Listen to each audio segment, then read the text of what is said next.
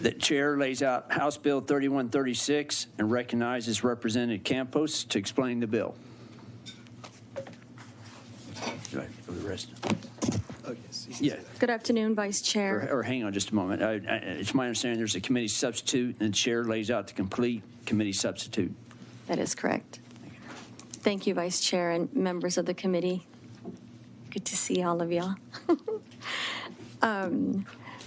Members of the committee, thank you for allowing me the opportunity to lay out House Bill 3136 related to IRS Form 8609. This bill will require the Texas Department of Housing and Community Affairs to issue IRS Form 8609 no later than 30 days after an application is submitted by a qualified development owner. As you know, the TDHCA allocates federal tax credits to developers. These tax credits are then used by developers to subsidize the acquisition, construction, and rehabilitation of affordable rental housing for low-income tenants. To claim allocated credits on federal tax returns, developers need the IRS Form 8609. Instead of delivering this covenant document within a reasonable amount of time, the practice at TDHCA is to withhold issuance until the department completes a cost certification process that can drag on for months and often spanning years. Using Form 8609 as leverage to complete cost certification has led to needless delays for owners and investors in filing their tax returns. HB 3136 requires the TDHCA to issue 8609s at the front end of the cost certification process. Once a developer submits a documentation package that consists of all IRS required information for issuing the 8609, TDHCA is required to issue the document within 30 days. This bill will also requires TDHCA to prepare quarterly reports that include detailed statements of the reasons for the department's delay in issuing Form 8609 in the time required by this statute. In addition, I have spoken with TDHC, and there's some cleanup language that needs to be added to comply with federal requirements. I'm open to questions, and I reserve the right to close. Members, are there any questions for Representative Campos? If there are no further questions, we will proceed to testimony. Thank you. Okay, the chair calls Michael Hogan.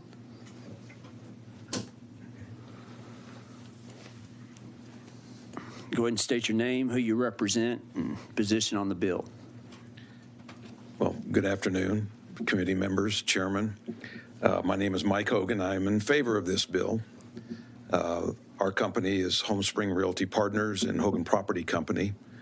And over the years, we've developed a lot of low-income housing tax credits. I'm here in support of the bill 3136. This bill requires TDHCA, to modify the low-income housing tax credit program as it relates to the project cost certification process of completed projects. The bill also requires TDHCA to prioritize both the information required by the applicant and the completion and issuance of the IRS Form 8609 within a period of 30 days from the completion of the information provided by the applicant. Doing this will be a very modest first step in streamlining the regulatory process to provide the project financial stakeholders their 8609 forms and to file their federal tax returns without the specter of financial penalties. To be clear, the bill does not eliminate any current requirements by TDHCA's cost certification process. The bill simply requires TDHCA and the applicant to prioritize and complete the IRS 8609 requirement at the very beginning of the cost certification process so that the form can be used in the timely filing for project's tax return. Doing this prevents the regulatory practice of holding the form until the very end of assembling the complete cost certification and prevents long delays for many months, even several years, to obtain the IRS Form 8609s from TDHCA. You've heard a lot about this form today. So what is Form 8609? It's required by the IRS form that controls, and it's a form controlled by TDHCA and completed by TDHCA, not the developer. The attachment of, and it's attached to the ownership federal tax return. Its timely filing with projects tax returns allows investor partners that have purchased the housing tax credits to offset their taxable income. Prioritizing the issuance of the 8609 form will encourage investor partners that the state of Texas recognizes and appreciates their financial commitment to the state's affordable housing needs. My personal interest comes from over 23 years of building, managing, and maintaining thousands of LIHTC units. There's never a time when the industry meeting of Texas affordable housing providers and its allied industries that I have attended, where there hasn't been a discussion, or if you will, stories about the practice of holding the 8609 forms, which are the most critical pieces of the economic stack, to the end of the cost certification process. Without a statutory change, this will continue to be an unnecessary, bureaucratic, regulatory burden on the financial partners and the stakeholders that provide Texas first-class affordable housing. After navigating through the impact of the COVID-19 shutdown, lingering material supply chain, and what I would call a devastating financial market currently, it seems reasonable to instruct TDHCA to move the process issuing the IRS 8600 form to the very beginning of the cost certification process. Doing this allows TDHCA to quickly issue the 8609 documents.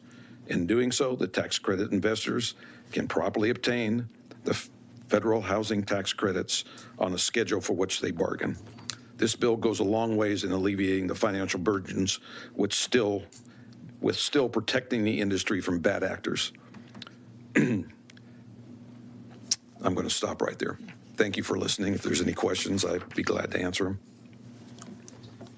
Members, are there any questions for the witness? Thank you. Thank you for your testimony. Chair calls Carla Deanda. Please state your name, who you represent, and your position on the filed bill. Sure. Thank you, Mr. Chairman and committee members. My name is Cara Deanda, and I am for the bill. And I was a CPA in public accounting for almost 15 years, practicing in the real estate development industry. I've since served as a CFO of a real estate development company for almost 10 years now, and we specialize in the low-income housing tax credit program. So like many other developers, our projects and financial investors have suffered financial burdens as a direct result of the delayed issuance of these Forms 8609. As a developer, as you've heard today, we raise equity dollars to support our LIHTC projects by selling tax credits to investors. The investor receives their investment return by claiming federal tax credits on their respective income tax return. So the timely delivery of these credits is critical for them to receive their projected return on investment. So much so that the partnership agreements that we negotiate with these investors have timing adjusters built into the calculation of the total equity that they will contribute to a deal. If credits are not delivered timely, equity is cut, and the housing project suffers the consequences. Many factors drive the timing of the credit delivery, and arguably the most critical one of those is the issuance of this 8609. The issuance of 8609 by TDHCA is required before the investor can claim a credit on their tax return. A couple of years ago, actually is in 2018, the IRS changed the rules through the Bipartisan Budget Act of 2015 regarding the amendment of partnership tax returns. That act was intended to simplify the filing of partnership tax returns, but as a result, the low-income housing tax credit industry has suffered because of this 8609 issue. Prior to this act, the partnership and its partners could amend a previously filed tax return upon receipt of the 8609. So if they were earned credits in 2018, but the 8609 was not issued until, say, sometime in 2020, they could go back and amend the 28 return and receive those credits. This rule has changed that. Now those credits are only claimable in the year that the 8609 is actually received. So therefore, they have a 2-year delay in the time that they were actually to realize the economic benefit of those tax credits. So in order to mitigate that financial burden caused by these new IRS filing procedures, we must improve the efficiency of the cost cert review process and the timeliness of this issuance. This bill proposes a reduced amount of documentation that is required for the agency to review for issuance of the 8609 to comply with just the IRS code and regulations. Under the IRS rules, we're required to submit a schedule of project costs that is accompanied by a certified public accountant's audit report. The CPA's audit must be conducted in accordance with generally accepted auditing standards, and it must be accompanied with an unqualified opinion. TDHCA has employed the process of auditing the audit, which has substantially increased the amount of time it takes the agency to review the schedule of project costs and has created multiple requests for additional information after the original submission. In our experience, no material adjustments to the project costs have resulted from this practice, but it has consistently delayed the final issuance of Form 8609 for months and sometimes years. So in my opinion, TDHCA has now taken on additional burden and perhaps additional liability than was ever intended by the IRS code. The purpose of the CPA audit report is to remove this burden from the state agency, and the practice of auditing the audit is causing some financial strain on our industry and ultimately inhibiting our ability to achieve our mission of providing high quality, affordable housing to our communities. As you know, market conditions are very difficult, and developing real estate to provide affordable housing is quite challenging. So allowing an inefficient administrative process to cause additional financial burden on these projects is unfortunate. And we can eliminate that unnecessary burden by passing this House Bill 3136. Thank you all for your time. Members, are there any questions for the witness? Chairman. Thank you for your, yes, go ahead. Thank you, Chairman. Thank you for your testimony. You had mentioned, I kind of walked in midway through your testimony. I was laying out another bill, my apologies. You were talking about the auditors, that they were being audited also. Did you mention that? I did. And this is something that TDHCA, this is their normal practice to do that? That has been our experience, yes. Okay. So I'm assuming we have a resource witness that I can ask some questions on. Yes. Okay. I'll wait till you call them up. All right. Thank you so much. Okay, thank you. Okay, the chair calls Stephen Papon again. Just state your name, who you represent, and the position on the filed bill. My name is Stephen Papoon. I'm in support of 3136, and I represent myself, and I will just reiterate everything that was just said in the two witnesses before me. We want to keep Texas competitive. We want to keep the process simple because it is so expensive and it takes so long, and this is a tremendous need. Thank you. Members, are there any questions? Okay, thank you for your testimony. Okay, the chair calls Sarah Andre. Just go ahead and state your name, who you represent, and your position on the filed bill. Yes, sir. My name is Sarah Andre. I represent myself. I am a tax credit developer and consultant, and I am for the bill. Does everybody know what the 8609 is? It is literally, if you don't, it is literally just a form, just like a 1099 or a W-2. It is an IRS form. It has about 5 pieces of information on it. The amount of credits you qualify for, TDHCA's signature. Yeah, oh, this is what it looks like. Tiny form. I was shocked the first time I got one because I thought it was going to be more mysterious than that. I think that the two speakers ago really, and I'm going to speak in very plain language, brought the issue to the fore. The issue for a developer is that until you have this piece of paper, your investor cannot file for their credits, which means your investor is getting no return on their investment in your development. And you can imagine if you've ever invested in anything in your life, you start to get antsy when there's no return, even though all the milestones, such as lease up, the project's developed, you've passed an inspection, you've leased up, but you still don't have this form. As a consultant, I have deals that have waited 4 years for one of these. Now, I'm not going to say my clients are blameless in that process. There is give and take. And I really don't have a problem with any TDHCA staff on this. I think they are doing what they can with what they have. But they have one person who is where the buck stops on these. And, you know, he has to do 40, 50, 60 of these a year. And 2 speakers ago, I have forgotten her name, but she was correct in that TDHCA is basically re-auditing something that we have paid a certified public accountant to do. I would like to remind you that if a certified public accountant is found to do fraudulent acts, they lose their livelihood. So they have no interest whatsoever in doing a poor job. And in my experience, they do a very thorough job, and they ask a lot of questions, and we provide them tons of documentation. You know, here is every one of our pay applications from our general contractor.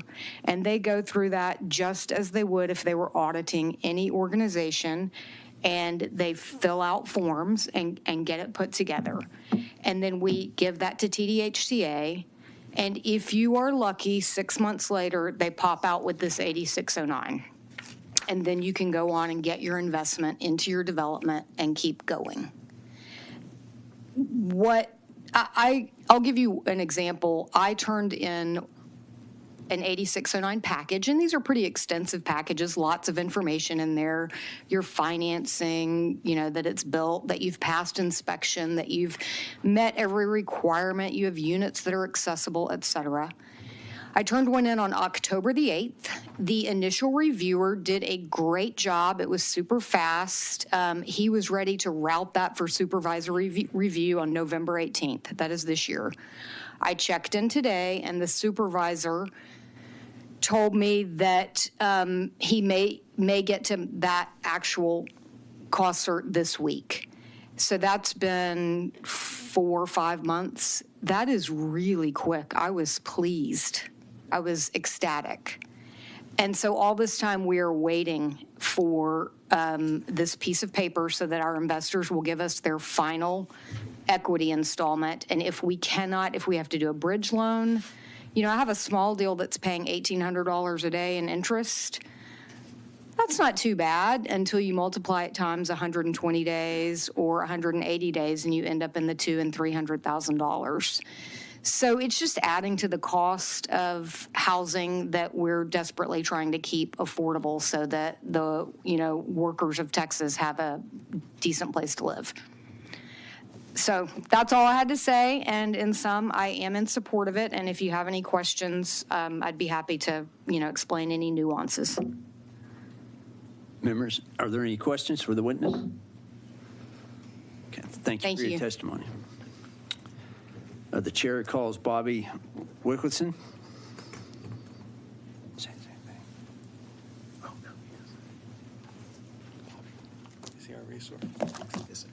Good afternoon, Vice Chair, members. I'm Bobby Wilkinson, the Executive Director of the Texas Department of Housing and Community Affairs, here as a resource on the bill.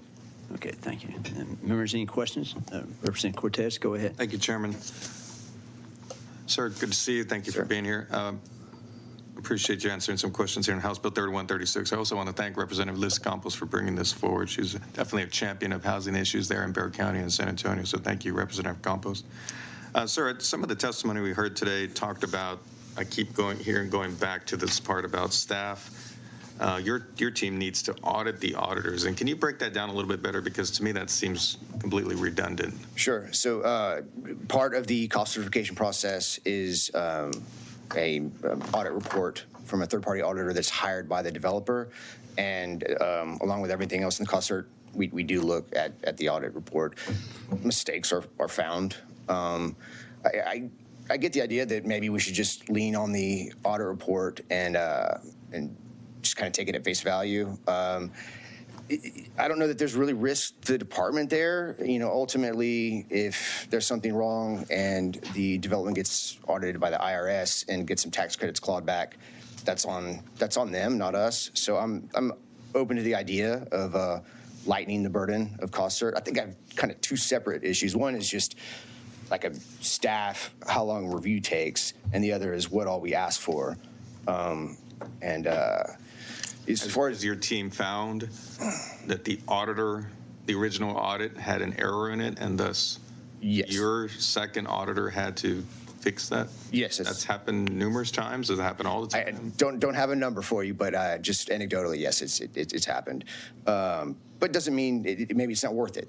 Even then, right? Finding some mistakes that maybe ultimately don't affect the department or the state. It's on that partnership.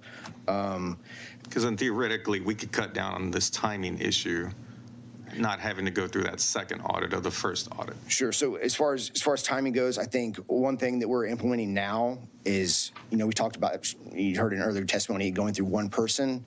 And so that's been eliminated. And so it's going to be a peer review. Just, I review Steve's and Steve reviews mine. Just Steve's a made up name. So this way it would, there couldn't be a bottleneck, not in the same way. And we're all staffed up. We were low on staff. We're all staffed up now. We're doing this peer review instead of it going through the director. And I think that's going to speed things up. I don't know about that's the key, what you're saying right there, to speed things up here. And that's basically what the bill is getting at, how to speed things up. Sure. Ensure that we have good affordable housing options for all families in San Antonio, Texas, wherever. Definitely. The bill also is pretty specific on what we can ask for in the packet. And working with Representative Campos' staff and some stakeholders, I think they'd be willing to add a few things that are required federally. This idea of giving the cost cert at the beginning, it's like the completion certificate before the cost cert happens. I don't know. I'd have to think about it more. We couldn't adjust credits once 8609s are issued, without reviewing costs. There's the issue of it possibly being oversourced. And if it is, we have to cut some credits. Say the debt coverage ratio is way too high, that it's making too much money. We have a federal and a state obligation to not oversource it. I think there's definitely ways we can come to a compromise on how to get there, without it being too automatic. Certainly, if it was just you shall issue, but the application was deficient in so many ways, maybe through rulemaking we would just terminate and they would reapply. But it's definitely on my radar. It's something I want to improve for the industry, and hopefully we won't have anyone up here next session. I'm hoping so too. I think this could have been an administrative fix as opposed to a legislative fix. But unfortunately, we're at this point now where we feel like we have to pass a law potentially to change this for your department. And, this forum here seems to be, holding up a lot of potential great developments throughout the state, and specifically in my backyard. And a lot of workers are counting on these homes and these developers to take that sacrifice and that risk. And I don't want to be clear, the developments are already built when we are going through the 8609 process and occupied and so this forum is what they're waiting on. Right, and so it's the investors, I think, hold back a final 10 or 15%. That's what they're waiting on. Which is pretty good. Substantial. Yeah, no, that's not nothing. Cost to develop these housing, these type of developments in the community. So, I'm hoping that if there's any additional adjustments that need to be made, that we work with Representative Campos very quickly to get that done. So that way we can get this issue behind us and we can move forward in terms of providing good, affordable housing for our residents. And so I look forward to working with you and your department and assisting Representative Campos in any way. Thank you, Representative. Thank you, Chairman. Members, are there any other questions for the witness? Okay, thank you for your testimony. Thanks. Is there anyone else who wishes to testify for or against House Bill 3136? If not, the chair recognizes Representative Campos to go ahead and close. Thank you. HB 3136 seeks to ensure that the 8609s are issued within 30 days to developers who have awarded federal tax credits by TDHC.